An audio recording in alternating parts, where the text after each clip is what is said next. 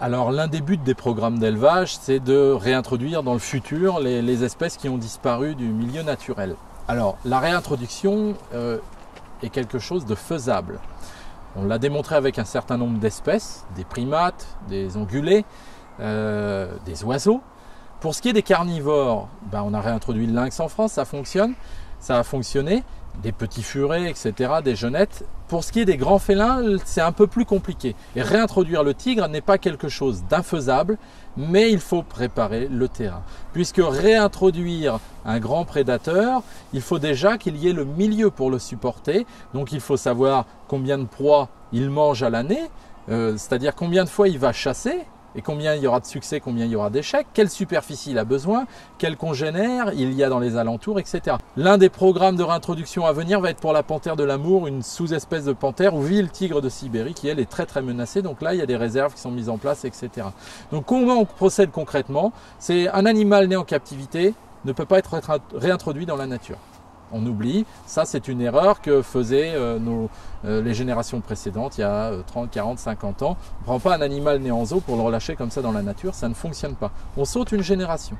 Je m'explique, un animal qui est né dans un grand enclos comme ici par exemple, eh bien il faut lui offrir un enclos encore plus grand, où il va plus voir de visiteurs, où il va commencer à chasser réellement. C'est-à-dire que dans des enclos de la taille comme ça, ils peuvent chasser des petites proies, mais ils ne chassent pas des proies correspondant aux proies de leurs ancêtres. Donc il faut commencer à lâcher des proies plus grosses pour que l'expérience soit très bonne. Et puis ensuite, il faut prendre cet animal, le renvoyer dans le pays des arrière-grands-parents, dans des enclos encore plus grands, où on va contrôler le lâcher de proies.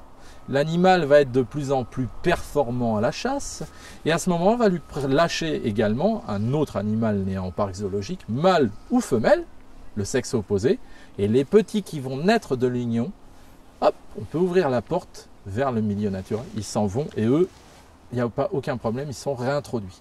Mais les deux qui viennent de parc zoologique par exemple, ou de réserve, eh bien ces deux-là resteront toujours dans cet enclos. Les relâcher est une erreur puisqu'ils connaissent l'humain, même si on prend des précautions avec le temps, ils connaissent l'humain donc ils peuvent causer des conflits. Donc la méthode de réintroduction des carnivores se fait de la sorte pour ce qui est des grands carnivores. Voilà. Avec la captivité, on a des animaux qui ont plus peur de l'humain. Et en 10, 20, 30, 40 ans, ils ont perdu cette méfiance vis-à-vis de l'humain et donc ils sont potentiellement dangereux. Et réintroduire ce genre d'animal directement à l'état sauvage va engendrer des conflits tout simplement parce que ce sont des animaux qui ne vont pas avoir peur de venir aux abords des villages la nuit, tôt le matin. Et donc forcément, il peut y avoir du bétail, il peut y avoir des jeunes enfants qui jouent et ça va obligatoirement dériver et l'animal va être chassé après pour être tué puisqu'il aura tué lui-même peut-être un humain ou un animal domestique.